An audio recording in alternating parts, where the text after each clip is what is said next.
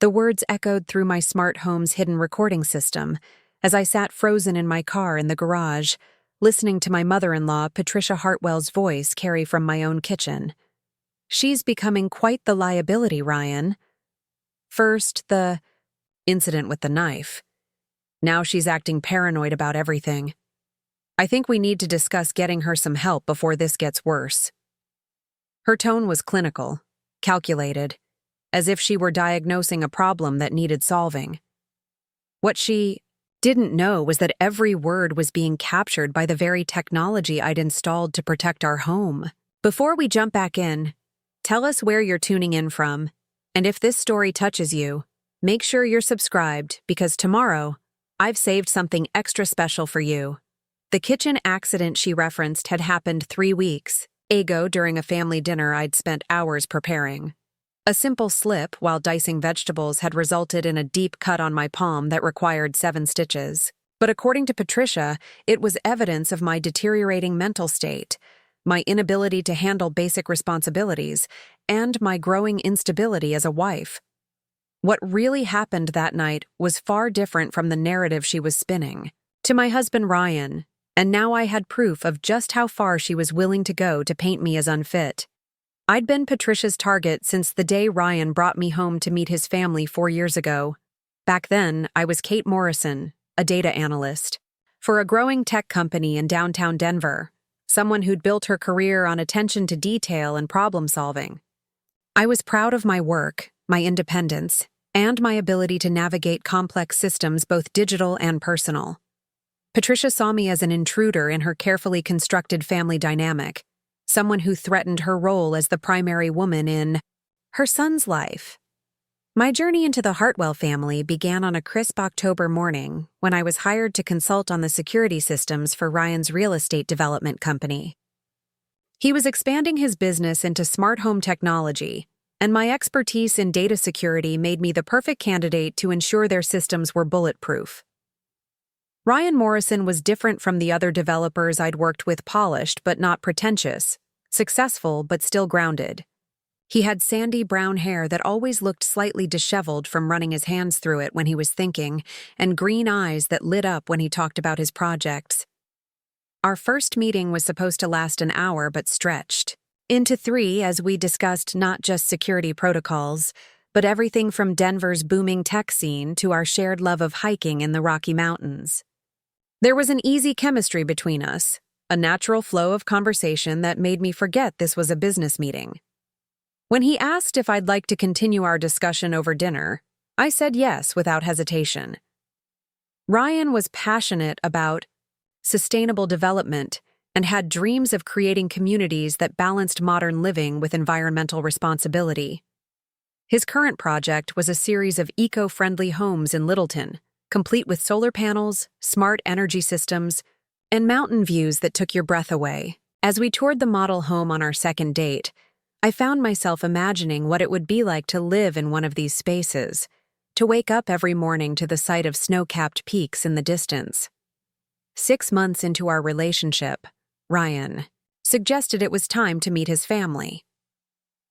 The Hartwells lived in Cherry Hills Village, one of Denver's most exclusive neighborhoods, in a sprawling ranch-style home that had been in the family for 3 generations. Robert Hartwell, Ryan's father, was a retired investment banker with silver hair and a firm handshake who seemed genuinely pleased to meet me. He asked thoughtful questions about my work and nodded approvingly when I explained how cybersecurity was becoming crucial in an increasingly connected world. Patricia Hartwell was a different story entirely. At 62, she carried herself with the rigid posture of someone accustomed to being obeyed. Her silver hair was styled in a perfect bob that never seemed to move, and her clothing was always immaculate, coordinated down to her jewelry and nail polish. She'd spent 30 years as a high school principal before retiring, and it showed in the way she assessed people with sharp blue eyes that seemed to catalog every potential flaw. From the moment I walked into their home, Patricia's disapproval was palpable. She greeted me with a thin smile that never reached her eyes and immediately began what I would later recognize as her signature interrogation technique. Where was I from originally? What did my parents do for work? Had I attended college locally? Each question was delivered with polite interest, but I could feel the judgment behind every inquiry. When I mentioned that my father was a mechanic and my mother worked as a nurse, I saw something flicker across her face, a brief moment of calculation that told me I'd been found wanting. Dinner that first evening was an elaborate affair served in their formal dining room, complete with china that Patricia mentioned had been her grandmother's, and crystal glasses that caught the light from an ornate chandelier. The conversation flowed around topics I was unfamiliar with: charity galas Patricia had organized, family friends I'd never met, and investments Robert was monitoring. When Ryan tried to steer the discussion toward my work or our shared interests, Patricia would politely redirect to safer family territory. The warning signs were subtle but consistent. Patricia had a way of asking questions that sounded supportive but carried underlying criticism. It must be so demanding to work in such a male-dominated field. Do you find it difficult to balance career ambitions with personal relationships? Or, Ryan tells me you're quite independent. I do hope you'll be able to adjust to being part of a close family like ours. Each comment was delivered with a smile, making it impossible to object without seeming oversensitive. Ryan seemed oblivious to his mother's tactics, or perhaps he'd grown so accustomed to her behavior that he no longer noticed the subtle digs. When I mentioned feeling unwelcome, he assured me that Patricia just needed time to warm up, that she was protective of her family, but ultimately welcoming to those who proved themselves. I wanted to believe him, especially as our relationship deepened and we began talking about a future together. The proposal came 18 months after that first family dinner, during a weekend trip to Vail, where Ryan had rented a cabin overlooking the valley. We'd spent the day skiing and were sitting by the fireplace when he pulled out a ring that had belonged to his grandmother. It was a beautiful vintage piece with a central diamond surrounded by smaller stones, and when he asked me to marry him, I said yes without hesitation. I loved Ryan deeply, and I was confident that any issues with his family would resolve themselves over time. Planning our wedding became my first real test in navigating Hartwell family dynamics. Patricia immediately assumed control of the arrangements, presenting me with a thick binder of ideas she'd been collecting since Ryan was a child. The venue would be the Denver Country Club, where the family had been members for decades. The guest list would include 300 of their closest friends and business associates. The menu, flowers, music, and even my dress were all subject to Patricia's approval. When I suggested alternatives, a smaller ceremony at the Botanical Gardens, a menu that reflected both Ryan's and my preferences, or inviting some of my college friends who Patricia deemed inappropriate for the guest list, I was met with polite but firm resistance. "Darling," she would say, her voice dripping with condescension, "I understand you want to contribute, but planning events of this caliber requires experience. Why don't you focus on choosing your bridesmaids and leave the important details to those who know how these things are done?" Ryan supported his mother's involvement, arguing that she had connections and expertise that would ensure our wedding was perfect. He couldn't see, or chose not to see, how his mother's help was systematically erasing any trace of my personality from what should have been our special day. Every suggestion I made was politely dismissed. Every preference I expressed was overruled in favor of Hartwell family tradition. The wedding was indeed perfect by Patricia's standards. The Denver Country Club was decorated with white roses and greenery. The 5-course dinner was flawless, and the 3-piece jazz ensemble played all the appropriate classics. I felt like a guest at my own wedding, watching from the outside, as Patricia orchestrated every moment with military precision. During the reception, I overheard her telling friends about how she'd guided me through the planning process, how overwhelming it had been for someone from my background to understand the complexities of a proper society wedding. After the honeymoon, Ryan and I moved into one of his newly completed homes in Littleton. It was everything we'd dreamed of: an open floor plan with floor-to-ceiling windows that showcased the mountain views, a gourmet kitchen with top-of-the-line appliances, and a master suite with a private balcony. I loved the house immediately and threw myself into making it our home, installing smart home technology that could control everything from the lighting to the security system with voice commands or smartphone apps. This was where my professional expertise really shone. I designed a comprehensive security system that included cameras, motion sensors, and audio recording capabilities that could be activated remotely. The system was sophisticated enough to distinguish between normal household sounds and potential security threats, and it could store weeks of footage and audio on encrypted servers. Ryan was impressed by the technology and proud to show it off to friends and family as an example of the cutting-edge features his developments would soon include. What I didn't tell Ryan was that I'd also configured the system to record continuously in certain areas of the house, particularly the kitchen and living room where we entertained guests.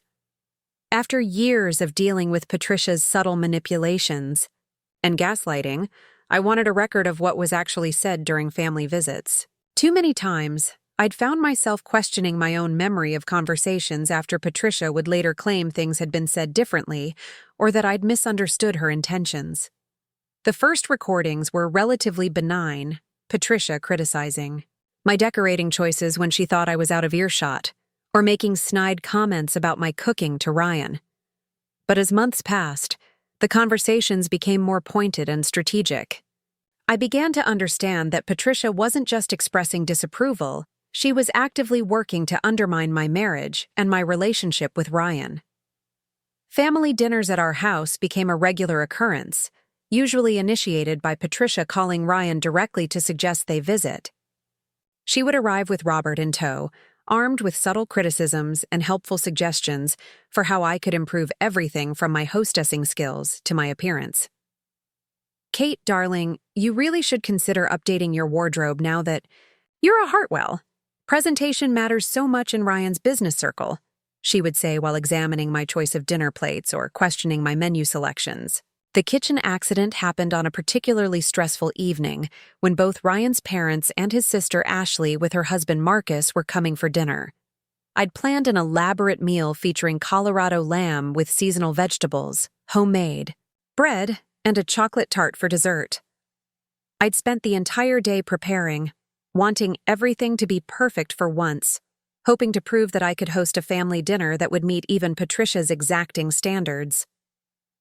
The afternoon had been filled with small disasters. The bread didn't rise properly, forcing me to start over. The lamb was taking longer to cook than expected, pushing back our dinner time. Ashley called to ask if she could bring a salad, which I interpreted as a lack of confidence in my meal planning. By the time I started chopping vegetables for the side dish, I was frazzled and running behind schedule. I was dicing onions quickly, trying to make up for lost time, when the knife slipped. The blade caught my palm just below my thumb, opening a deep gash that immediately began bleeding profusely. I cried out in pain and surprise, dropping the knife as blood splattered across the cutting board and counter. Ryan came running from the living room where he'd been setting up drinks, taking one look at my hand before grabbing a kitchen towel to apply pressure. The cut was deep enough to require stitches, and Ryan insisted on taking me to the emergency room immediately. I protested, worried about dinner and our guests who would be arriving within the hour. But the bleeding wouldn't stop, and the pain was intense. As we rushed out the door, I called Patricia to explain what had happened and ask if they could postpone dinner. Preparing and narrating this story took us a lot of time, so if you are enjoying it, subscribe to our channel. It means a lot to us. Now back to the story. Patricia's response was telling. Instead of expressing concern for my injury, her first question was whether I'd been drinking. When I assured her I hadn't touched alcohol all day, she suggested that perhaps I'd been overwhelmed by the pressure of hosting and had rushed through my preparations carelessly. "These things happen when we take on more than we can handle," she said in a tone that managed to be both sympathetic and accusatory. "Why don't we postpone dinner until you're feeling more like yourself?" At the hospital, Ryan held my hand while the doctor cleaned and stitched the wound.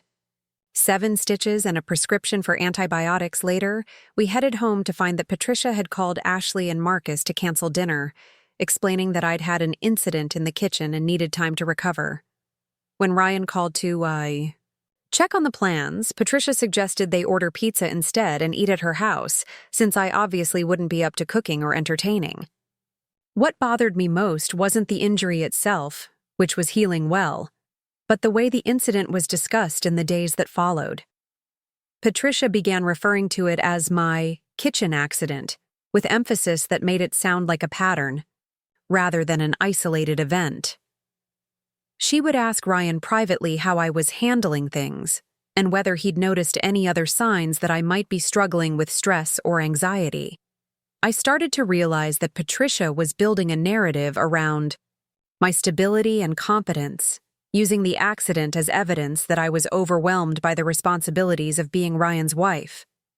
She began making subtle suggestions about ways I could simplify my life, perhaps by reducing my work hours, hiring help for household tasks, or seeking counseling to manage stress better. Each suggestion was presented as caring concern, but I could see the underlying message that I was failing to meet the standards expected of a Hartwell wife. This was when I began paying closer attention to the recordings from our security system. What I discovered was a calculated campaign of psychological manipulation that had been building for months. Patricia wasn't just expressing normal mother-in-law concerns. She was systematically working to isolate me from Ryan and position herself as the primary source of guidance and support in his life. The recordings revealed conversations between Patricia and Ryan that happened when I was supposedly out of earshot, discussions about my mental state, my suitability as a wife, and whether I was strong enough to handle the pressures of being part of their family. Patricia would plant seeds of doubt about my behavior, my decisions, and my emotional stability, then water them with carefully crafted observations and suggestions. As I sat in my car that morning, listening to Patricia's latest assessment of my mental health being transmitted through my own security system, I realized that the kitchen accident had become her smoking gun. In her narrative, it was proof that I was unstable, careless, and potentially dangerous to myself and others. She was using it to justify her concerns about my fitness as a wife and to push Ryan toward taking action to address my supposed problems. But Patricia had made one crucial mistake. She didn't know about the recordings, and she certainly didn't realize that her private conversations with Ryan were being captured and stored on encrypted servers that only I could access. For months, I'd been gathering evidence of her manipulation, her lies, and her deliberate attempts to undermine my marriage.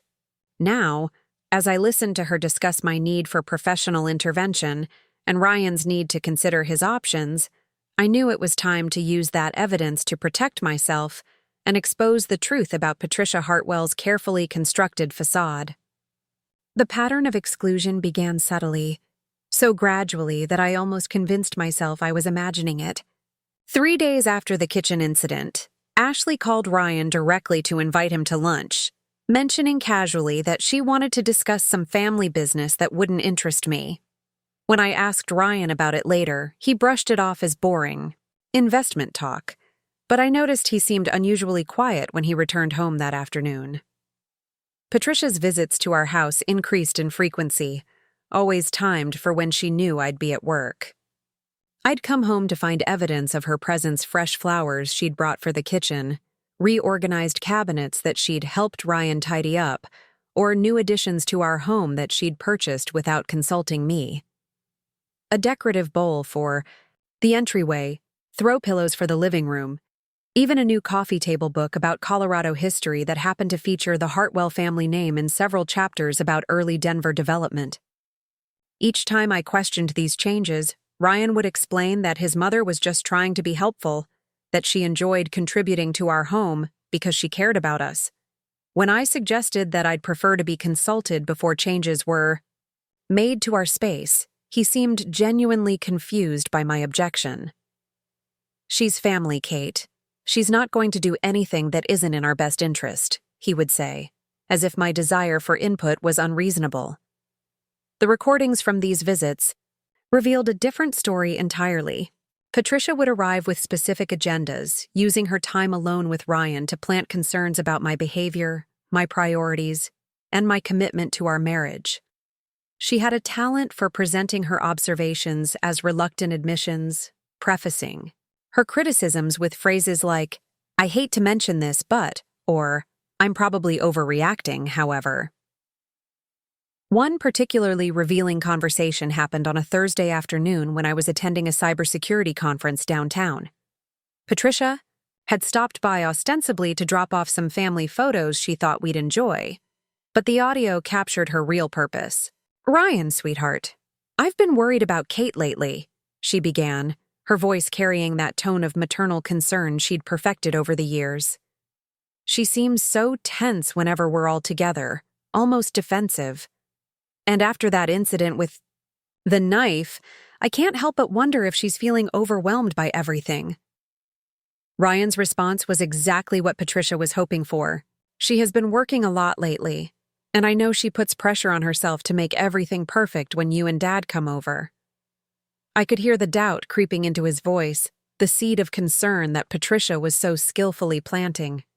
"I just think," Patricia continued, "that sometimes people who aren't used to the kind of lifestyle we've always lived can struggle with the expectations.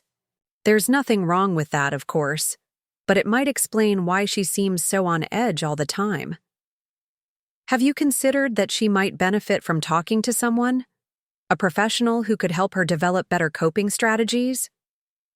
The conversation continued for nearly 20 minutes, with Patricia carefully building her case that I was struggling to adapt to married life, that my career was creating stress that was affecting our relationship, and that my accident-prone behavior was a symptom of deeper issues that needed addressing. By the end of their talk, Ryan was agreeing that he should pay closer attention to my stress levels and consider ways to help me feel more supported. When I arrived home that evening, Ryan greeted me with unusual attentiveness, asking detailed questions about my day and whether I was feeling overwhelmed by work. He suggested we hire a housekeeper to reduce my domestic responsibilities and offered to take over more of the cooking duties. His kindness was genuine, but it was based on Patricia's manufactured concerns rather than any real observation of my needs or desires. This pattern repeated itself over the following weeks. Patricia would visit while I was away, planting new seeds of doubt about my stability, my happiness, or my suitability as a wife. Then Ryan would come home with new suggestions for how to help me, solutions to problems I didn't actually have. When I tried to explain that I wasn't feeling overwhelmed or struggling with stress, my denials only seemed to confirm Patricia's assessment that I was too proud to admit I needed help. The family dynamics during group gatherings became increasingly uncomfortable as Patricia's campaign intensified. At Sunday dinners at the Hartwell house, I found myself subjected to careful observation disguised as friendly conversation. Patricia would ask probing questions about my work-life balance, my energy levels, and my general mood, analyzing my responses for signs of instability or unhappiness. Ashley, Patricia's daughter, had fully embraced her mother's concerns about my well-being. During one particularly uncomfortable dinner, she cornered me in the kitchen while I was helping clear dishes. "Mom mentioned you've been having a rough time lately," she said with false sympathy. "You know, when Marcus and I were first married, I really struggled with balancing everything. There's no shame in getting help when you need it." I stared at her, wondering what version of events Patricia had shared. "I'm not having a rough time," I replied carefully. "I'm actually doing very well at work, and Ryan and I are happy." Ashley's expression suggested she didn't believe me. "Sometimes, it's hard to see our own stress levels objectively," she continued. "Mom's really good at noticing when people are struggling, probably from all those years as a principal. She just wants what's best for Ryan, you know?" The implication was clear.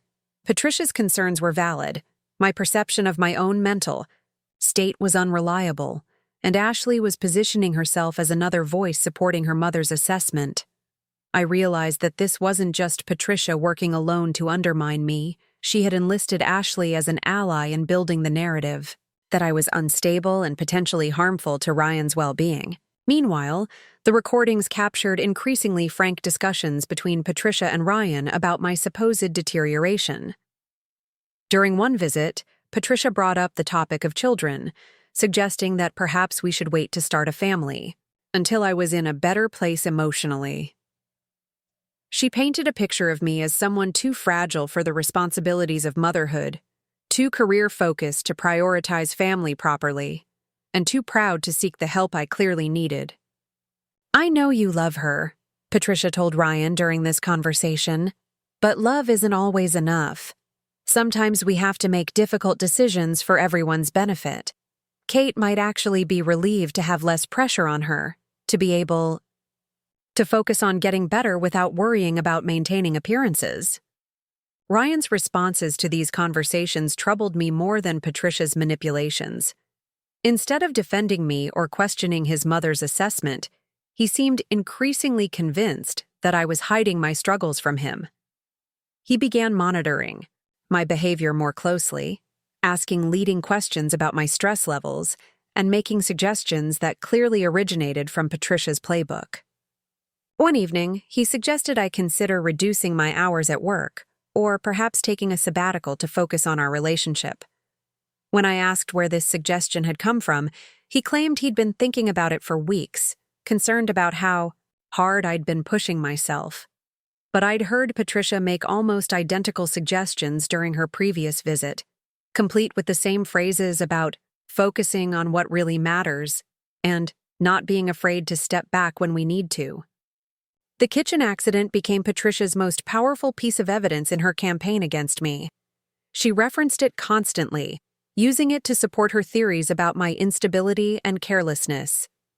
During family gatherings, she would ask about my hand with exaggerated concern, mentioning to others how frightening it had been to hear about my accident and how worried she'd been about my safety. More damaging was how she used the incident in private conversations with Ryan. The recordings captured her weaving the accident into a larger narrative about my declining mental state, presenting it as part of a pattern that included my defensiveness. During family gatherings, my reluctance to accept help, and my insistence on maintaining my demanding career despite obvious signs of stress. "Accidents like that don't just happen," Patricia told Ryan during one particularly manipulative conversation. "When someone is struggling emotionally, they become careless, distracted. The mind affects the body in ways we don't always recognize. I'm not saying Kate did it intentionally, but her subconscious might be telling us something important about how she's really feeling." This pseudo-psychological analysis was exactly the kind of reasoning that Patricia excelled at, presenting complex theories in language that sounded authoritative while being completely unfounded. She had a gift for taking normal events and reframing them as symptoms of deeper problems, creating doubt where none had existed before. The most insidious aspect of Patricia's campaign was how she isolated me from potential allies within the family. Robert, Ryan's father, had initially seemed genuinely warm toward me, but Patricia worked systematically to erode his support.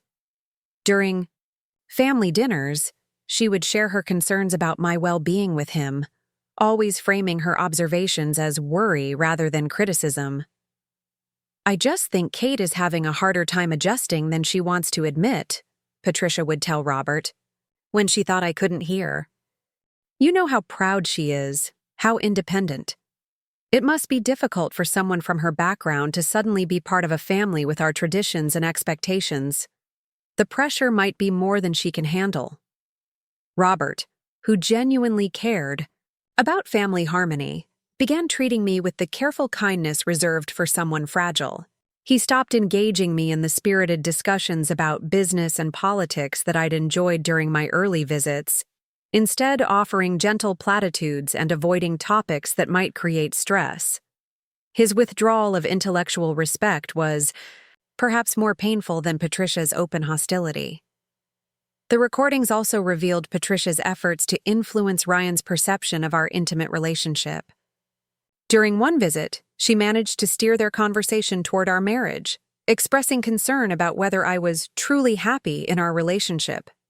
She suggested that my focus on work might be a way of avoiding emotional intimacy, that my independence might actually be a sign of commitment issues rather than strength. Some people use career success to fill emotional voids, Patricia explained to Ryan with the confidence of someone who'd read a psychology article and appointed herself an expert. When someone throws themselves into work the way Kate does, especially after a traumatic incident like her accident, it might indicate that they're avoiding dealing with deeper issues. Have you noticed her pulling away from you emotionally? Ryan's initial response was to defend our relationship, but Patricia's persistent questioning began to plant seeds of doubt. She asked whether I seemed fully present during intimate moments, whether I talked to him about my feelings the way I had when we were dating, whether I seemed as excited about our future together as I had before we married. Her questions were designed to make Ryan analyze our relationship through a lens of suspicion, looking for problems that didn't exist. The impact of these conversations became evident in Ryan's behavior toward me. He began asking probing questions about my happiness, my satisfaction with our marriage, and my feelings about our future together. When I responded with confusion about why he was suddenly questioning our relationship, he would claim he just wanted to make sure I felt supported and understood. But his questions followed Patricia's script so closely that I could predict what he would ask next based on what I'd heard in the recordings. Patricia's masterpiece was her gradual introduction of the idea that I might need professional intervention. She never directly suggested that I was mentally ill or dangerous, but she painted a picture of someone struggling with adjustment disorders, stress-related issues, and possible depression that was affecting my judgment and behavior. She researched therapists who specialized in helping women adjust to major life changes, casually mentioning their names during conversations with Ryan. Dr. Sarah Chen has such a wonderful reputation for helping professional women find balance, Patricia mentioned during one visit, as if the thought had just occurred to her. She's helped several women I know who were struggling with similar issues transitioning from single career focus to married life. Sometimes an outside perspective can be incredibly valuable. The recordings captured Patricia's increasing frustration when her subtle approach didn't yield immediate results. Ryan was clearly influenced by her concerns, but he hadn't yet taken the decisive action she was hoping for. This led to more direct conversations about my fitness as a wife and partner, discussions that revealed the true extent of Patricia's ambitions. During one particularly revealing conversation, Patricia abandoned her usual diplomatic approach and spoke with startling candor about her goals. "Ryan, I love you too much to watch you settle for someone who can't give you what you deserve," she told him. "Kate might be a lovely person, but she's clearly not equipped for the kind of life you're meant to live." The accident was just a symptom of a larger problem: her inability to handle pressure, her resistance to family guidance, her prioritization of career over relationship. Patricia went on to suggest that Ryan deserved a partner who would embrace family traditions, support his business goals without the distraction of demanding career ambitions, and provide the kind of stable home environment that would allow him to thrive. She painted a picture of an alternative future where Ryan was married to someone more suitable, someone who understood his family's values and could contribute to their legacy rather than creating constant tension and concern. What struck me most about this conversation was Patricia's assumption that Ryan would ultimately choose family loyalty over marital commitment. She spoke as if my removal from the family was inevitable, as if it was simply a matter of providing Ryan with sufficient justification to make the necessary decision. Her confidence was chilling, suggesting that she'd successfully manipulated family situations before and expected to do so again. The recordings from this period also captured conversations between Patricia and Ashley that revealed the depth of their collaboration. Ashley served as Patricia's scout, reporting back on my behavior during family gatherings and confirming her mother's assessments of my instability. Together, they analyzed my responses to their questions, my body language during family dinners, and my interactions with Ryan, looking for evidence to support their predetermined conclusion that I was unsuitable for their family. "She definitely seems more defensive lately," Ashley reported during one conversation. When I asked about her work stress, she got all prickly and insisted everything was fine. "Mom, you're right. She's not handling the pressure well at all." Patricia's response revealed her strategic thinking. The key is to make sure Ryan sees it for himself. We can point out concerning behaviors, but he needs to reach his own conclusions. Otherwise, he might feel like we're pressuring him unfairly. This collaboration between mother and daughter created an echo chamber where my every action was interpreted through the lens of their preconceptions. If I was friendly and outgoing, I was overcompensating for underlying problems. If I was quiet and reserved, I was withdrawing due to emotional instability. If I defended myself against their subtle attacks, I was being defensive and paranoid. There was no way to win because they had already decided on the outcome they wanted. As weeks passed, the psychological pressure of living under constant scrutiny began affecting me in ways that Patricia could then point to as evidence of her theories. I became hyper-aware of my behavior during family gatherings, second-guessing my responses to their questions and analyzing my own reactions for signs of the instability they kept suggesting I displayed. This self-consciousness created exactly the kind of tension and awkwardness that Patricia could then cite as proof of my deteriorating mental state. The irony wasn't lost on me that Patricia's campaign was creating the very problems she claimed to be observing. Her constant implications that I was struggling began to make me feel as if I actually was struggling. Her suggestions that I was defensive made me defensive.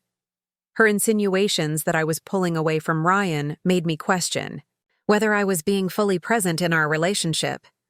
But the recordings provided me with an anchor to reality, proof that my perceptions were accurate and that Patricia's concerns were manufactured rather than genuine. Each time I began to doubt myself, I could review the audio files and hear exactly how Patricia was manipulating situations, planting ideas, and building false narratives. The evidence was undeniable, and it strengthened my resolve to protect myself and my marriage from her toxic influence. The breaking point came during our family dinner at our house when Patricia's manipulation reached a new level of audacity.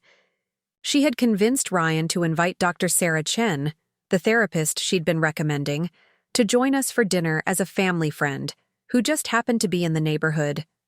The setup was obvious to me, but Ryan seemed genuinely unaware of his mother's orchestration. Throughout dinner, Patricia steered the conversation toward topics that would allow Dr. Chen to observe my responses and behavior. She brought up my work stress, the kitchen accident, and my adjustment to married life, all while presenting herself as a caring mother-in-law who was simply concerned about my well-being. Dr. Chen, whether intentionally or not, found herself in the position of conducting an informal assessment of my mental state over appetizers and wine. That night, as I listened to the recorded conversation between Patricia and Ryan after our guests had left, I heard Patricia's true intentions revealed with crystal clarity. She had arranged Dr. Chen's visit as an intervention disguised as a social evening, hoping that a mental health professional would validate her concerns about my stability and recommend treatment. "I think Dr. Chen could see what we've been talking about," Patricia told Ryan as they cleaned up in the kitchen. "Did you notice how defensive Kate got when she mentioned work-life balance? And the way she kept changing the subject when we talked about the accident? Those are classic signs of someone who's struggling but too proud to admit it." Ryan's agreement with his mother's assessment was the final straw. "You're right, Mom. I love Kate, but I can't ignore what I'm seeing anymore. Maybe it's time to have a serious conversation about getting her some help." As I sat in my car the next morning, listening to Patricia discuss my need for intervention with the casual authority of someone planning a dinner menu, I realized that her campaign had reached its intended climax. She had successfully convinced Ryan that I was mentally unstable, potentially dangerous to myself, and in need of professional intervention that I was too proud or sick to seek on my own. But Patricia had made one crucial miscalculation. She had built her entire campaign on the assumption that I was unaware of her manipulations, that I would remain passive while she systematically destroyed my marriage and my reputation. She didn't know about the recordings, the evidence I'd been collecting, or the detailed documentation of every lie she'd told and every manipulation she'd attempted. What Patricia didn't realize was that her target wasn't the naive, trusting woman she'd assumed I was. I was a cybersecurity expert who understood the importance of documentation, evidence, and strategic planning.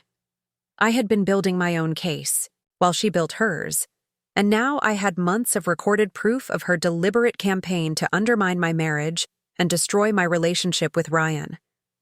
The time had come to use that evidence to expose Patricia's true nature and protect myself from her toxic influence. But I wasn't going to rush into confrontation without a plan. Just as Patricia had carefully orchestrated her campaign against me, I would carefully orchestrate my response, ensuring that when the truth finally came to light, it would be impossible for anyone to deny or explain away. The discovery that changed everything happened on a rainy Tuesday morning when Ryan left for an early meeting with investors, forgetting his laptop on the kitchen counter.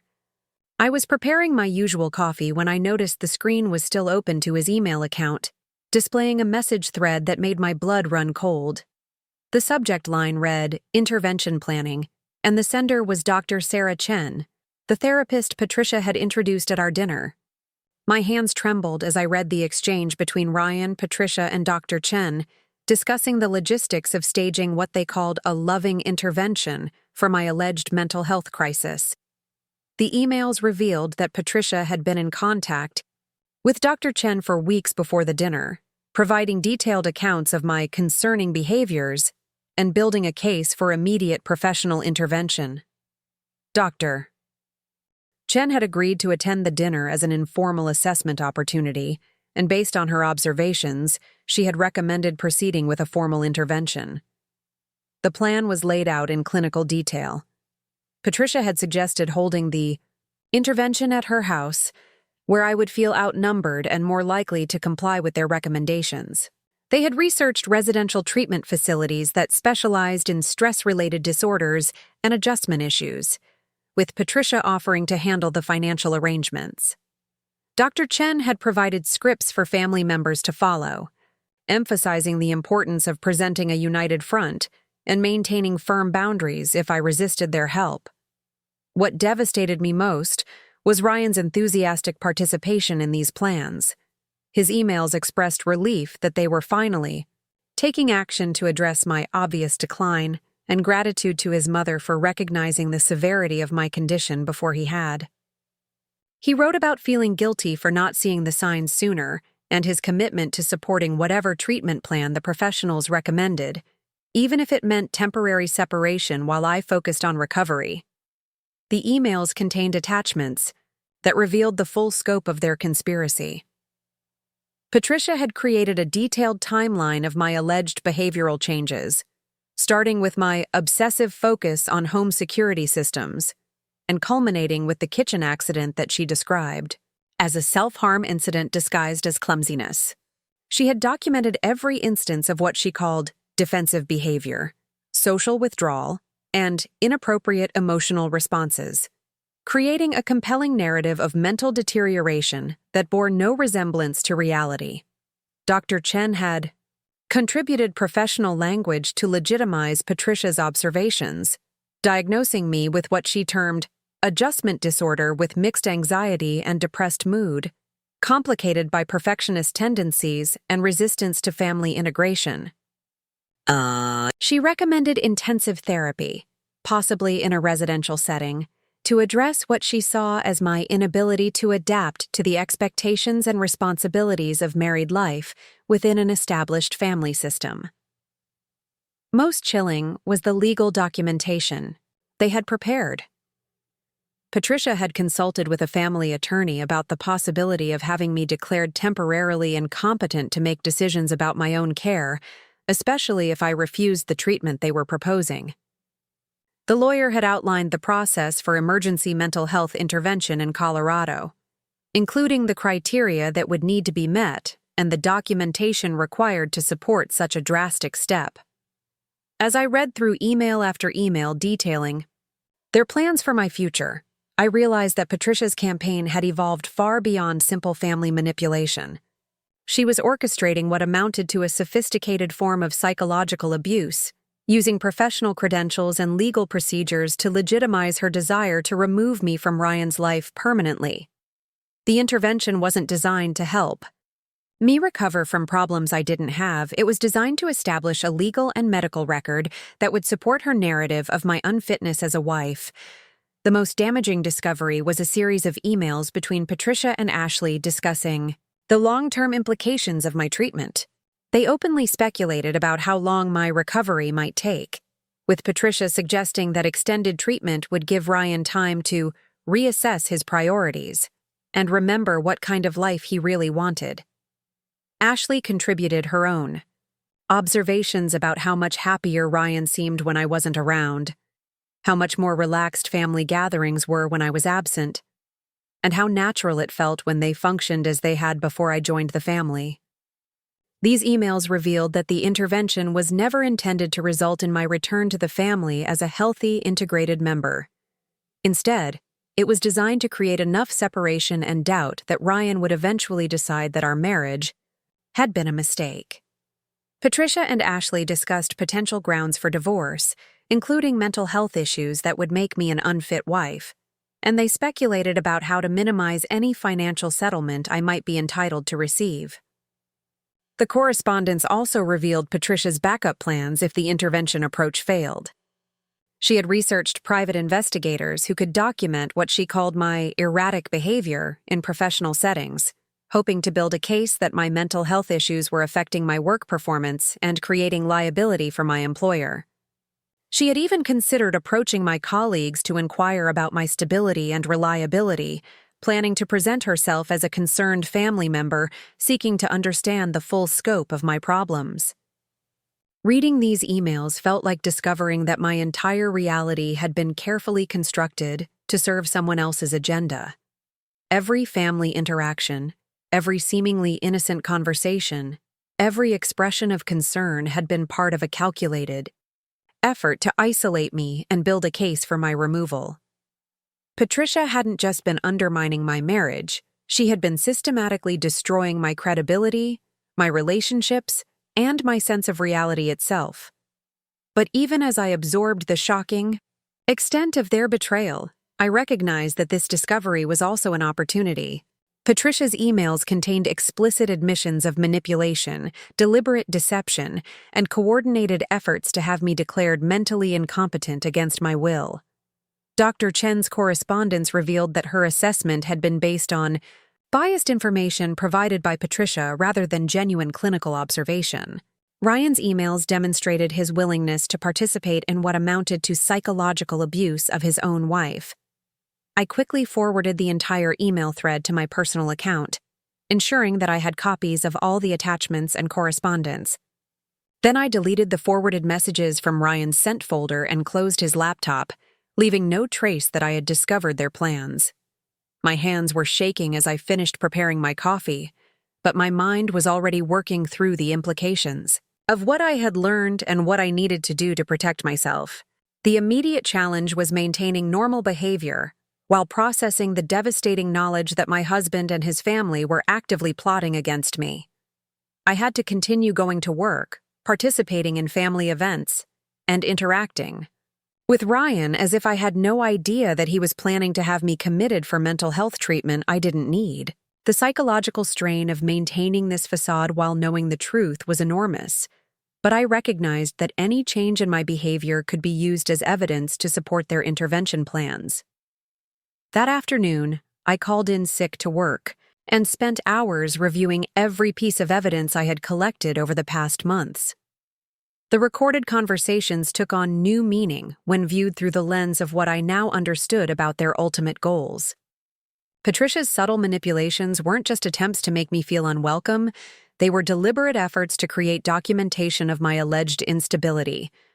Ryan's increased attention to my stress levels wasn't loving concern, it was evidence, gathering for their planned intervention.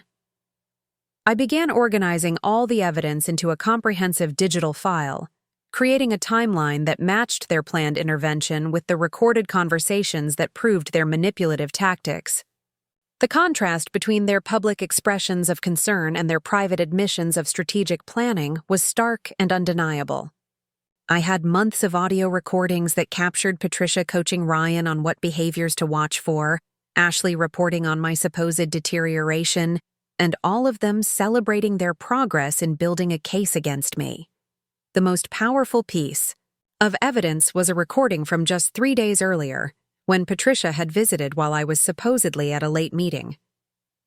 The audio captured her coaching Ryan on how to document what she called concerning incidents for Dr. Chen's records. She instructed him to keep a journal of my behavior, noting any signs of anxiety, defensiveness, or emotional volatility that could be presented as symptoms of mental instability. "Remember, darling, we're not trying to hurt Kate," Patricia's voice explained on the recording. "We're trying to help her before she hurts herself or damages your future together. But in order to get her the help she needs, we have to be able to demonstrate that there's a real problem. That means paying attention to the warning signs and documenting them properly." Ryan's response revealed how completely he had been manipulated by his mother's narrative. "I just feel guilty about watching her so closely," he admitted. "Sometimes I wonder if we're making problems where they don't exist." Patricia's reply was a masterclass in psychological manipulation. "That's exactly the kind of thinking that enables people with mental health issues to avoid getting help," she explained patiently. "Kate is obviously struggling, but she's too proud or too sick to admit it. If we don't intervene now, her condition could deteriorate to the point where she becomes a danger to herself or others. Do you really want to wait for another accident? Possibly something even more serious?" This conversation, along with dozens of others I had recorded, provided irrefutable proof that Patricia was deliberately manufacturing a mental health crisis where none existed. She was using legitimate concerns about mental health awareness as a weapon, twisting professional terminology and therapeutic concepts to serve her own agenda of removing me from the family. As I compiled the evidence, I also began researching the legal implications of what they were planning. In Colorado, the process for involuntary mental health commitment required specific criteria to be met, including evidence of imminent danger to self or others, or grave disability that prevented someone from meeting basic needs. The intervention they were planning didn't meet these legal standards, but I realized that they weren't necessarily planning to pursue legal commitment initially. Instead, their strategy was more subtle and potentially more effective.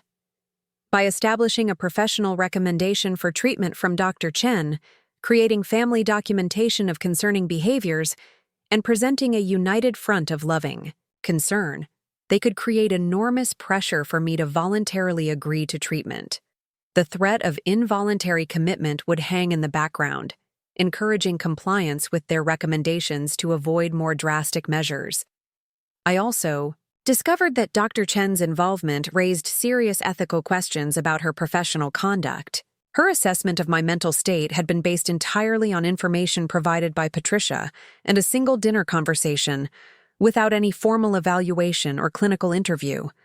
Her willingness to recommend intervention based on such limited and biased information suggested either professional incompetence or deliberate participation in Patricia's scheme. Armed with this knowledge, I began developing my own strategic response. I couldn't simply confront Ryan with the evidence and expect him to immediately recognize his mother's manipulation. Patricia had spent months conditioning him to view any pushback from me as evidence of my instability, and a direct confrontation would likely be interpreted as exactly the kind of defensive behavior they were watching for. Instead, I needed to expose their conspiracy in a way that would be impossible to deny or reframe. I needed to create a situation where their own words and actions would reveal the truth about their motivations and methods. The recorded conversations provided the foundation for this approach, but I needed to find a way to present them in a context that would force everyone involved to confront the reality of what they had been doing. My opportunity came when I discovered that Patricia had scheduled the intervention for the following weekend. timing it to coincide with a family gathering that had been planned for months. Ashley and Marcus would be visiting from out of town. Robert would be present to add gravitas to the proceedings, and Dr. Chen would arrive under the pretense of joining us for Sunday brunch. The plan was to present me with their united concerns and professional recommendations in a setting where I would feel maximum pressure to comply. The irony of their timing wasn't lost on me. They had chosen to stage their intervention during what was supposed to be a celebration of family unity, turning what should have been a joyful gathering into an ambush designed to destroy my marriage and my sense of self. But their careful planning had also given me the advance notice I needed to prepare my own surprise for the occasion. I spent the week leading up to their planned intervention making my own preparations. I consulted with an attorney who specialized in mental health law, sharing the evidence I had collected and seeking advice about protecting myself from false commitment proceedings. I contacted my employee assistance program at work to establish a record of my mental health status with an independent professional. I even arranged for my own psychological evaluation with a psychiatrist who had no connection to Dr. Chen or the Hartwell family. Most importantly, I prepared a comprehensive presentation of the evidence I had collected, organizing the recordings, emails, and documents into a clear timeline that revealed the full scope of Patricia's manipulation campaign. I loaded everything onto a secure server that could be accessed remotely, ensuring that the evidence would be preserved regardless of what happened during the confrontation. The psychological preparation was perhaps the most challenging aspect of getting ready for the intervention. I had to mentally rehearse staying calm and rational while being subjected to accusations of mental instability by people I had trusted and loved. I had to prepare for the possibility that Ryan might choose his family's version of reality over the documented evidence of their deception. I had to steel myself for the prospect of losing my marriage in order to protect my sanity and my freedom. But I also felt a growing sense of empowerment as I prepared to turn the tables on Patricia's carefully laid plans. For months, I had been the unknowing target of her psychological warfare, doubting my own perceptions and questioning my own stability. Now I had the tools and knowledge to expose her tactics and protect myself from further manipulation. The night before the planned intervention, Ryan seemed unusually affectionate and attentive, behaviors that I now recognized as scripted responses to Dr. Chen's recommendations for how to approach someone in my alleged condition. He suggested, "We have a quiet evening at home, cooking dinner together and watching movies," creating what he probably thought would be positive memories before the difficult conversation they were planning. As I went through the motions of this orchestrated evening of normalcy, I felt a strange mixture of sadness and anticipation. I was mourning the loss of the marriage I had thought we had, while simultaneously preparing to fight for the truth that might make a real marriage possible. By tomorrow evening, either Ryan would understand how completely he had been manipulated by his mother, or I would be facing the end of our relationship and the beginning of a new chapter in my life. The recordings from that final evening captured Ryan's nervous energy as he practiced the conversation he planned to have with me the next day. When he thought I was in the shower, he called Patricia to review their strategy and confirm the timing of Dr. Chen's arrival. His voice carried a mixture of conviction and uncertainty that suggested he still had doubts about their approach, but his loyalty to his family ultimately overrode his instincts about our relationship. "I just want to make sure we're doing the right thing," Ryan told his mother during this final planning call. "Kate means everything to me, and I don't want to lose her. But I also can't ignore what's happening anymore."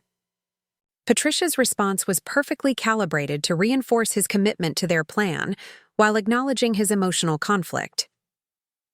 "Darling, sometimes loving someone means making difficult decisions for their own good.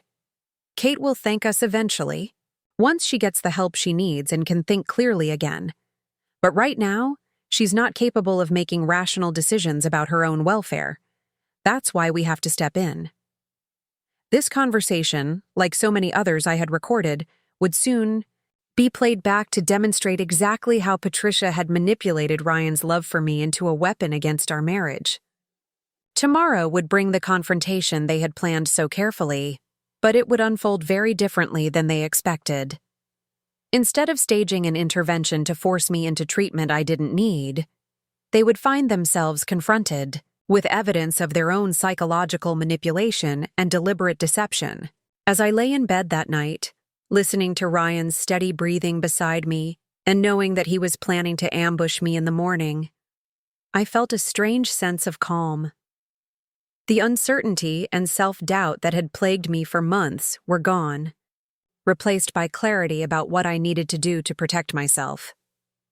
Patricia's campaign against me was about to backfire spectacularly, and the truth about her toxic influence on the family was finally going to be exposed. Sunday morning arrived with deceptive normalcy. Ryan woke early and made coffee, humming softly as he moved around the kitchen in what I now recognized as nervous energy disguised as contentment. He suggested we make a special breakfast together, perhaps pancakes with fresh berries, creating the kind of domestic scene that would serve as a stark contrast to the psychological ambush they had planned for later. I played my role perfectly, chatting about weekend plans and complimenting his coffee while internally preparing for the performance of my lifetime. Every gesture, every response had to appear natural, while I waited for the moment when their carefully orchestrated intervention would begin. The irony wasn't lost on me that they were about to accuse me of being mentally unstable, while I demonstrated more strategic thinking and emotional control than any of them had shown in months. Around 10 o'clock, Ashley and Marcus arrived with their usual fanfare, Ashley immediately embracing me with what I now understood was performative affection designed to establish her caring concern for the record. Marcus seemed uncomfortable, avoiding eye contact in a way that suggested he might have reservations about the plan, but lacked the courage to voice them. Their children, thankfully, had been left with friends for the day, sparing them from witnessing what was about to unfold. Patricia and Robert appeared shortly after 11, Patricia carrying a bouquet of white lilies that struck me as oddly funereal for what was supposed to be a family brunch. She moved through our house with proprietary confidence, rearranging flowers and adjusting place settings as if she were directing a stage production. Robert seemed more subdued than usual, perhaps sensing the gravity of what they were planning, but trusting his wife's judgment about the necessity of their intervention. Dr. Chen arrived precisely at noon, punctual to the minute in a way that betrayed the careful choreography of her appearance. Ryan introduced her as a family friend who happened to be in the neighborhood, maintaining the fiction that her presence was coincidental rather than central to their strategy. She was a small woman with silver hair and intense brown eyes behind wire-rimmed glasses, carrying herself with the authority of someone accustomed to being the smartest person in the room.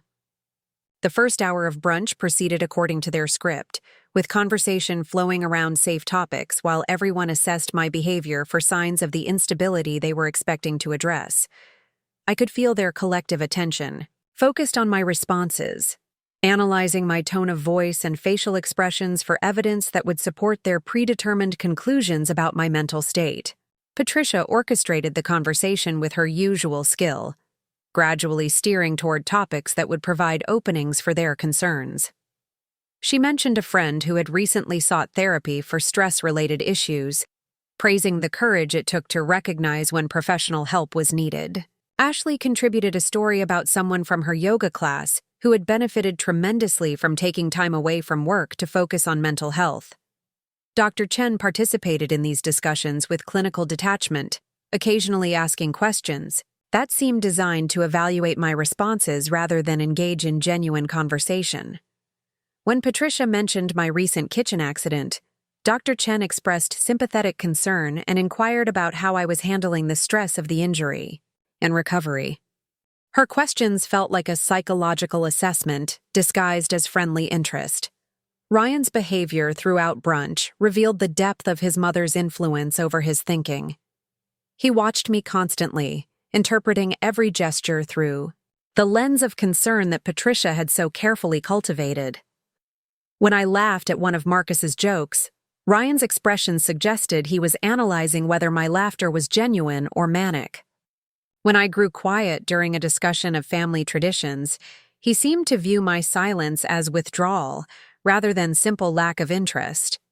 The transition from brunch to intervention happened with theatrical precision that would have been impressive if it weren't so manipulative. Patricia suggested we move to the living room for coffee and dessert, positioning herself where she could maintain eye contact with everyone present. Dr. Chen chose a seat that gave her an optimal view of my reactions, while Ryan positioned himself between me and the exit in what was probably an unconscious protective gesture. Ashley cleared her throat and began the intervention with words that sounded rehearsed despite her attempt at spontaneity. "Kate, we've all been worried about you lately. We love you so much, and we can see that you're struggling with some challenges. That might be too big to handle alone." Her voice carried false warmth that made my skin crawl, but I maintained a neutral expression as she continued her prepared speech. Patricia followed with her own contribution, speaking with the authority of someone who had spent decades managing difficult students and parents. "Darling, we've noticed some changes in your behavior that concern us deeply. The accident in the kitchen, your increased defensiveness during family gatherings, your focus on work to the exclusion of other aspects of life. We think you might benefit from talking to someone who can help you process these challenges." Ryan's participation was the most painful to witness, seeing how completely his mother had rewritten his understanding of our relationship. "Kate, I love you more than anything, but I can't ignore what I'm seeing anymore. You seem so tense all the time, like you're carrying a weight that's too heavy for you. I want to help, but I don't know how unless you're willing to accept that help." Dr. Chen added professional legitimacy to their concerns, speaking in clinical language about stress indicators and adjustment disorders while carefully avoiding any diagnosis that would require actual evidence or evaluation. She recommended immediate counseling to address what she called concerning patterns of behavior, and suggested that residential treatment might be necessary if outpatient therapy proved insufficient. Throughout their presentations, I maintained calm attentiveness, occasionally nodding or asking clarifying questions that demonstrated my rationality and emotional stability. My responses were measured and thoughtful, avoiding any reactions that could be interpreted as defensive or volatile. I could see their growing confusion as I failed to provide the explosive or tearful responses they had anticipated. When they finished outlining their concerns and recommendations, I took a deep breath and delivered the words that would shift the entire dynamic of our gathering. "I appreciate your concern, and I understand that you believe you're acting in my best interest. However, before we continue this conversation, I think there are some things you need to hear." I reached for my tablet, which I had strategically placed on the coffee table earlier, and opened the audio file containing their most damaging recorded conversations. Over the past several months, our home security system has been recording continuously, capturing conversations that I think will interest everyone here. The silence that followed was deafening as the implications of my words sank in. Patricia's face went pale, Ryan looked confused, and Dr. Chen suddenly appeared deeply uncomfortable. Ashley glanced between her mother and brother, clearly unsure how to respond to this unexpected development. I pressed play on the first recording, filling our living room with Patricia's voice from just 2 weeks earlier. The key is to make sure Ryan sees it for himself. We can point out concerning behaviors, but he needs to reach his own conclusions. Otherwise, he might feel like we're pressuring him unfairly. The audio quality was crystal clear, capturing every nuance of her calculated tone as she coached Ashley on how to manipulate Ryan's perceptions. The recording continued with Ashley's response about my supposed defensiveness and Patricia's clinical analysis of my mental state, revealing the depth of their conspiracy against me. As their voices filled the room, I watched their faces transform from confusion to horror as they realized the full extent of what I had documented. Ryan's expression went through several stages of recognition, from initial denial to dawning, comprehension to devastating realization.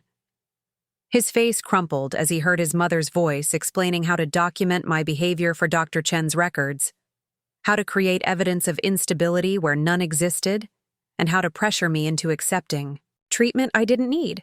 I played several more recordings in sequence, each one revealing another layer of their manipulation and deception.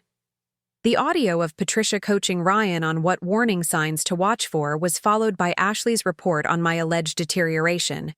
Then Patricia's discussion of long-term strategies for removing me from the family. The cumulative effect was overwhelming, creating an undeniable record of systematic psychological abuse disguised as loving concern.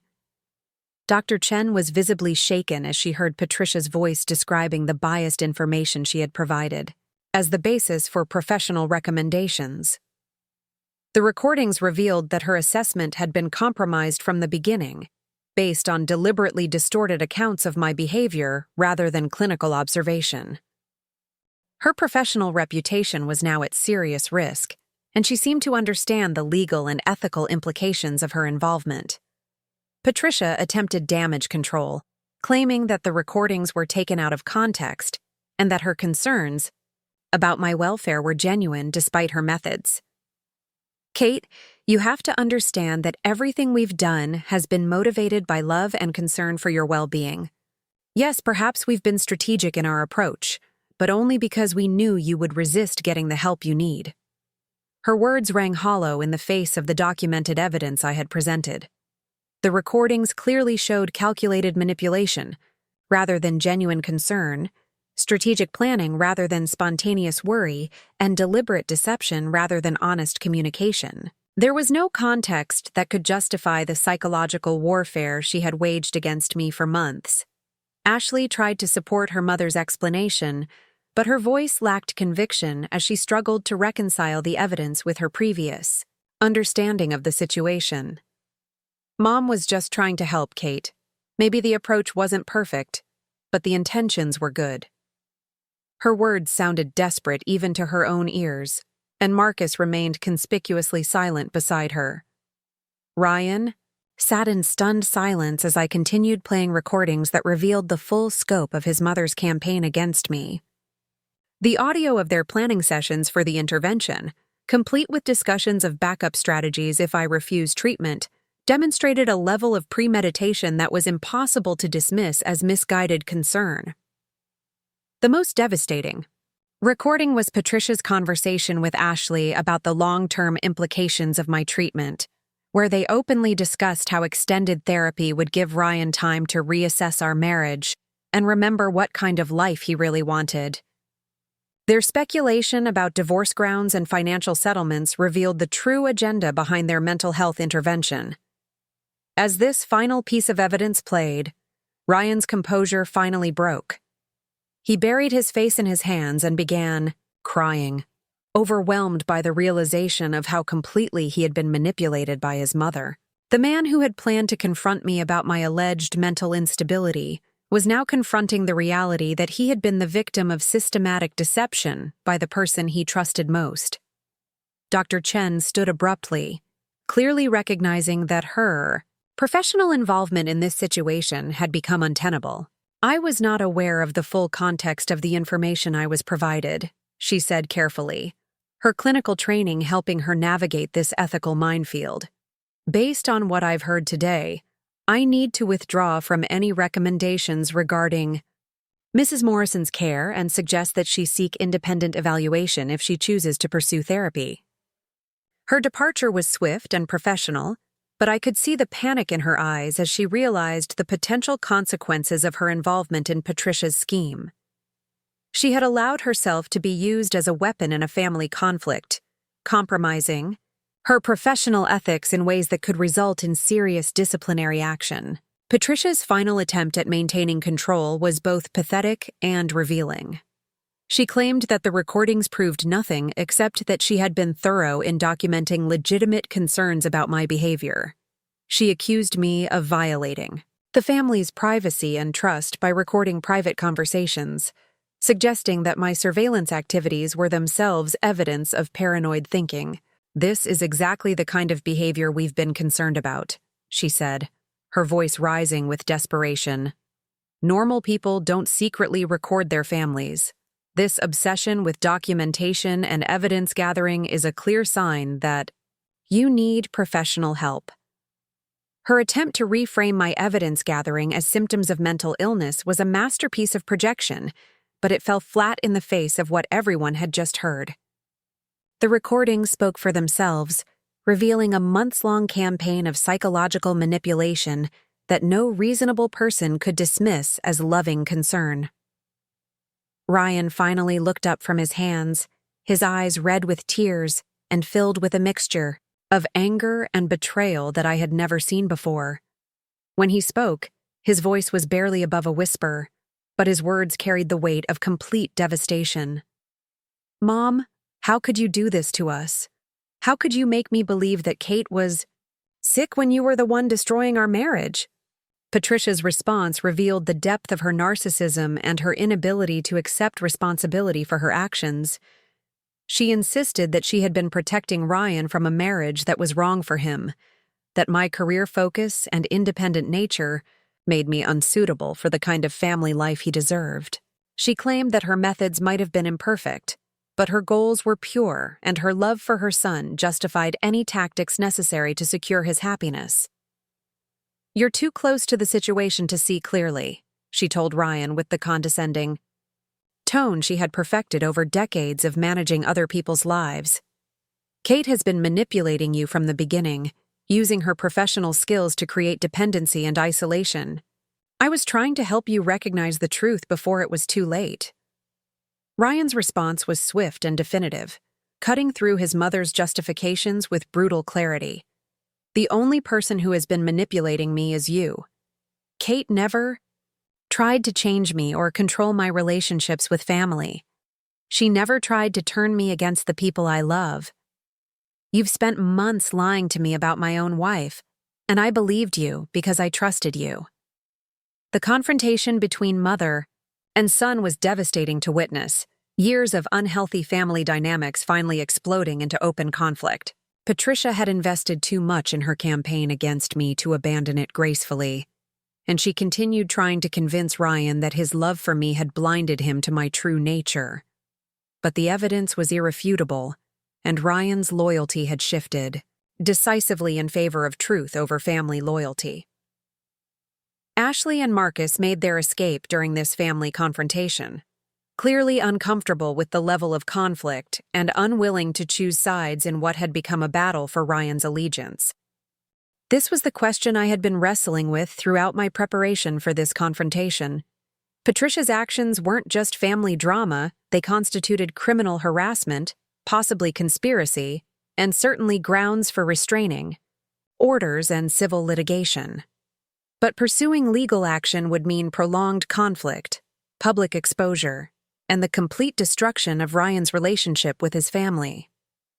"The first thing we need to do is protect ourselves," I said, pulling up the security settings on our home system. "I'm changing all the access codes and security protocols for our house. Your mother will no longer have any way to enter our home without our explicit permission. The recordings will be stored on encrypted servers with copies held by my attorney, and I'm documenting everything for potential legal proceedings." Ryan winced at the mention of legal action, but he didn't object. He was beginning to understand that this wasn't a family disagreement that could be resolved with apologies and family therapy. This was a deliberate attack on our marriage that had nearly succeeded in destroying both our relationship and my freedom. We also needed to address the professional implications of what had happened. Dr. Chen's involvement in Patricia's scheme raised serious ethical concerns about her practice, and I had already consulted with an attorney about filing complaints with the state licensing board. Her willingness to recommend psychiatric intervention based on biased and incomplete information violated basic standards of professional conduct. "I've also been documenting everything at work," I told Ryan, showing him the employee assistance program records I had established. "If your mother had succeeded in having me committed, she might have tried to undermine my professional reputation as well. I wanted independent documentation of my mental health status and work performance to protect against false accusations." The conversation turned to the immediate practical consequences of what had been revealed. Ryan would need to confront his family about Patricia's behavior, and we would need to establish clear boundaries about their involvement in our lives going forward. The days when Patricia could drop by unannounced or insert herself into our decision-making were over permanently. "I don't think I can have a relationship with her anymore," Ryan said quietly, the words clearly causing him pain despite everything he had learned. "I can't trust her, Kate. After what she did to you, to us, how could I ever believe anything she says again? Every conversation, every piece of advice, every expression of concern, I'll always be wondering what her real agenda is." This was perhaps Patricia's greatest miscalculation. In her determination to remove me from Ryan's life, she had destroyed her own relationship with her son. The manipulative tactics that had worked when he was younger and more dependent on family approval had backfired catastrophically now that he was an adult with independent judgment and the evidence to see through her deceptions. The next few days were a whirlwind of practical actions and emotional processing. I met with my attorney to review the evidence and discuss our legal options, while Ryan struggled with the devastating realization that his mother had spent months systematically lying to him about his own wife. The recordings that had saved our marriage had also revealed the depth of Patricia's willingness to destroy anyone who threatened her control. Patricia's attempts to contact Ryan after the failed intervention were both desperate and revealing. She called, texted, and even showed up at his office trying to convince him that the recordings were somehow fabricated or taken out of context. Her messages grew increasingly unhinged as she realized that her campaign had not only failed, but had exposed her true nature to the son she was trying to protect. "She keeps saying that she did everything out of love," Ryan told me after rejecting another of her calls. "But love doesn't involve trying to have someone committed to a psychiatric facility against their will. Love doesn't involve months of lies and manipulation designed to destroy a marriage. What she did wasn't love, it was control disguised as concern." The family dynamics fractured completely in the aftermath of the revelation. Ashley initially tried to mediate between her mother and brother, but the evidence was too overwhelming to dismiss or explain away. Robert, devastated by the discovery of his wife's actions, began his own process of reevaluating their marriage and Patricia's influence over family decisions. "Dad called me yesterday," Ryan mentioned one evening, as we worked together to prepare dinner in the same kitchen where Patricia had discussed my need for intervention just weeks earlier. "He's been reviewing some of Mom's past behavior, looking for patterns he might have missed. He's starting to realize that this wasn't an isolated incident, that she's been manipulating family situations for years." The revelation had opened a floodgate of memories and re-examinations, with family members suddenly viewing past conflicts through the lens of Patricia's demonstrated capacity for deception and manipulation. Stories emerged of previous relationships that had been undermined, business decisions that had been influenced by Patricia's behind-the-scenes maneuvering, and family members who had been gradually isolated when they failed to conform to her expectations. 3 weeks after the failed intervention, Dr. Chen contacted me through her attorney to discuss a settlement agreement. The state licensing board investigation was proceeding, but she hoped to avoid additional legal action by acknowledging her professional errors and making financial compensation for the harm her involvement had caused. Her career was effectively over, destroyed by her willingness to participate in Patricia's scheme without conducting proper due diligence. "I never intended for things to go as far as they did," her attorney's letter explained. Dr. Chen genuinely believed she was helping a family in crisis, but she acknowledges that she failed to follow proper procedures for assessment and diagnosis. She accepts full responsibility for her professional misconduct and hopes to make amends for the harm caused by her involvement. The settlement was substantial enough to cover all of our legal costs and provide compensation for the emotional distress Patricia's campaign had caused. More importantly, it included Dr. Chen's signed statement acknowledging that her assessment of my mental health had been based on false and misleading information provided by Patricia, officially exonerating me of any mental health concerns. Meanwhile, our marriage began the slow process of healing from months of psychological warfare. Ryan had to unlearn the suspicious observation patterns his mother had taught him, while I had to overcome the hypervigilance that had developed from living under constant scrutiny and manipulation. We started couples counseling with a therapist who specialized in recovering from family of origin trauma, working to rebuild trust and communication that had been poisoned by Patricia's interference. "I keep catching myself analyzing your behavior, the way Mom taught me to," Ryan admitted during one of our sessions.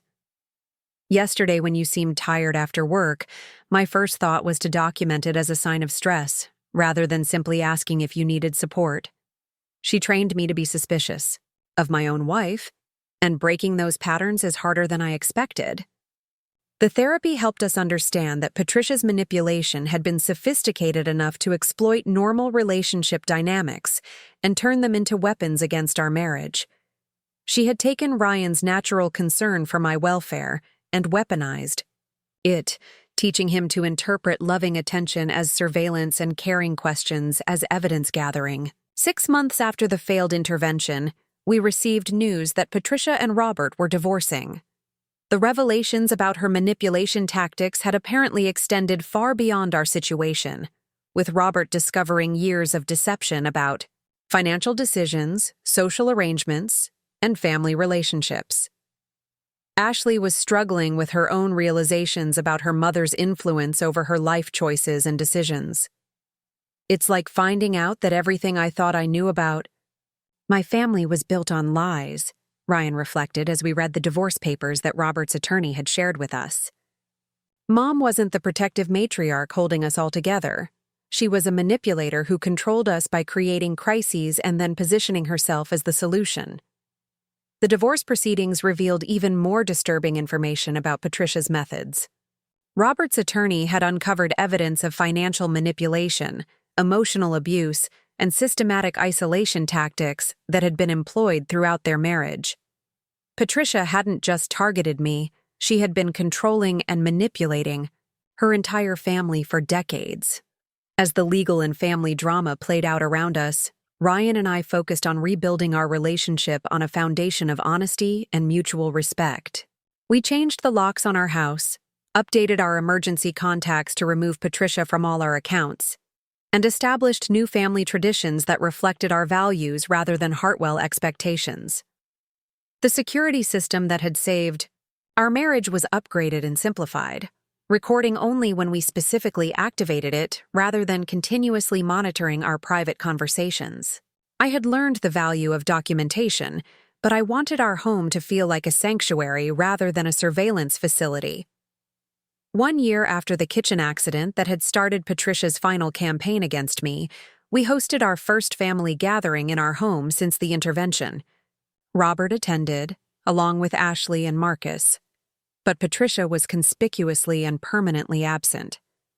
The conversation was tentative at first, with everyone still processing the revelations of the previous year. "I owe you an apology, Kate," Ashley said as we prepared dessert together in the kitchen where so much had been recorded and revealed.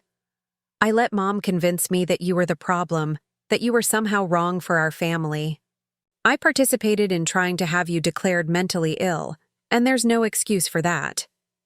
Her apology was genuine, but the relationship between us would never be the same. Trust, once broken by conspiracy and manipulation, couldn't be easily repaired with words alone. Ashley would have to prove through consistent actions over time that she had truly rejected her mother's toxic influence and learned to form independent judgments about family relationships. Robert's relationship with Ryan was also evolving as he worked to rebuild credibility after years of enabling Patricia's behavior. He had filed for divorce and was attending his own therapy to understand how he had become complicit in his wife's manipulation tactics. But the damage to his relationships with his children would take years to repair. "I should have seen what she was doing," Robert told Ryan during one of their increasingly frequent conversations. "I should have protected you and Kate from her manipulation instead of going along with it because it was easier than confronting her. I failed as a father and as a father-in-law, and I understand if you can never fully trust me again." The rebuilding process was slow and painful, with setbacks and breakthroughs that came in unpredictable waves. Some days Ryan would catch himself slipping back into suspicious observation patterns his mother had taught him. Other days I would find myself over-explaining my actions or emotions, still unconsciously defending against accusations of instability that were no longer being made. But gradually, we rediscovered the easy intimacy and natural communication that had drawn us together originally. Without Patricia's constant interference and manipulation, we were able to develop our own traditions, make our own decisions, and build the kind of marriage we had both wanted from the beginning. The kitchen where my accident had provided Patricia with ammunition for her campaign became a symbol of our recovery. We renovated it completely, changing the layout and installing new appliances that reflected our preferences rather than anyone else's expectations. The cutting board where I had been injured was replaced with a beautiful marble piece that Ryan surprised me with on our second wedding anniversary. I wanted something that would remind us of what we survived together rather than what almost destroyed us, he said as I unwrapped his gift. We've built something stronger than what we had before, something that can't be manipulated or undermined by people who don't understand what real love looks like. 2 years after the intervention that changed everything, Patricia made one final attempt to reconnect with Ryan through a letter delivered by her attorney. She claimed to have undergone therapy herself and wanted to make amends for the harm she had caused. She acknowledged that her methods had been wrong, but insisted that her motivations had been pure love and concern for her son's happiness. Ryan read the letter once and then handed it to me without comment. We discussed it briefly, but there was no real decision to make. Patricia had proven herself capable of sustained deception and manipulation on a scale that made any future relationship impossible. Some betrayals were too fundamental to forgive, some trust too completely broken to repair. She still doesn't understand what she did wrong, I observed after reading her carefully crafted apology. She's sorry for her methods, but not for her goals. She still thinks she was right to try to remove me from your life, just sorry that she got caught doing it. Ryan nodded, his expression sad but resolute. She'll never see me as an independent adult capable of making my own decisions about love and marriage. To her, I'll always be someone who needs protection from my own choices. That's not a relationship I can have with anyone, especially not my mother. The letter went unanswered, and Patricia's attempts at reconciliation ended there. She had gambled everything on her ability to manipulate and control, and she had lost not just the battle for Ryan's loyalty, but her relationship with her son entirely. Her campaign to protect him from an unsuitable wife had cost her the very relationship she was trying to preserve. 3 years later, as I sit in our renovated kitchen writing this account of what happened, I'm struck by how completely our lives have changed. The marriage that Patricia tried so hard to destroy has become stronger and more authentic than anything we had before her interference was exposed. We've learned to communicate without suspicion, to trust without verification, and to build a life that reflects our values rather than anyone else's expectations. The recordings that saved our marriage are still stored on encrypted servers, but we rarely reference them anymore. They served their purpose by exposing the truth when we needed it most. But our focus now is on building a future rather than documenting the past. The security system in our home operates normally, providing protection without surveillance, safety without suspicion. Ryan has developed a successful business that operates independently of family connections or influence. I've advanced in my career, earning recognition for my expertise in cybersecurity and my ability to detect and prevent sophisticated attacks on digital systems. The skills that allowed me to uncover Patricia's manipulation have served me well professionally, though I hope never to need them in my personal life again. We've started our own family traditions, hosting friends for holidays and celebrations that reflect our personalities rather than inherited expectations. Our home is filled with laughter and honest conversation, debate and discussion that comes from people who respect each other's independence while choosing to build a life together. Sometimes I wonder what would have happened if I hadn't installed that recording system, if I hadn't discovered their plans before the intervention took place? Would I have been strong enough to resist their coordinated pressure? Would Ryan have eventually seen through his mother's manipulation? Or would he have been convinced that divorcing his mentally ill wife was the kindest thing he could do? But those alternate histories matter less than the reality we've built together. Patricia's campaign against me backfired so completely that she destroyed her own relationship with her son while strengthening the marriage she was trying to end. Her manipulation tactics, once exposed, became a vaccination against future interference, teaching us to recognize and resist emotional manipulation in all its forms. The kitchen accident that started everything healed completely, leaving only a small scar on my palm that serves as a reminder of how quickly normal life can be weaponized by people with hidden agendas. But the deeper wounds caused by months of psychological manipulation took much longer to heal, requiring therapy, patience, and a commitment to rebuilding trust that had been systematically undermined. Today, as I prepared dinner in the kitchen, where Patricia once discussed my need for intervention, I feel only gratitude for the technology and instincts that allowed me to protect myself and my marriage from her toxic influence. The recordings that captured her manipulation are a testament to the power of documentation and evidence in exposing lies and protecting truth. Our story serves as a warning about the sophisticated tactics that manipulative people can employ, and the importance of trusting your own perceptions, even when everyone around you is telling you that you're wrong. Patricia's campaign almost succeeded because she understood how to use legitimate concerns about mental health as weapons, how to turn love into suspicion, and how to make caring family members complicit in psychological abuse. But our story is also one of recovery and resilience, proof that even the most sophisticated manipulation can be overcome with evidence, courage, and commitment to truth. The marriage that Patricia tried so hard to destroy has become a source of strength and joy that grows deeper with each passing year, built on a foundation of honesty and mutual respect that can withstand any future challenges. Up next, you've got 2 more standout stories right on your screen. If this one hit the mark, you won't want to pass these up. Just click and check them out.